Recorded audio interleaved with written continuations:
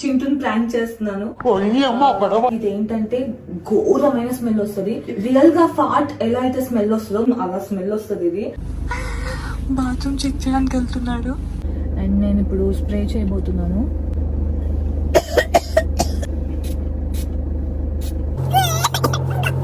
నందు లే అతన్ని పో బాంబేసావా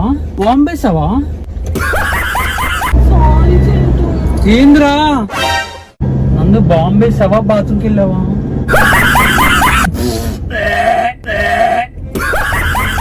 ఆ సూచి వద్దు అంటే అమ్మ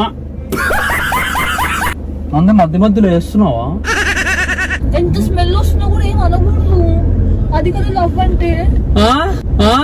మళ్ళీ వస్తుంది చింటూ. ఇంతకెళ్ళి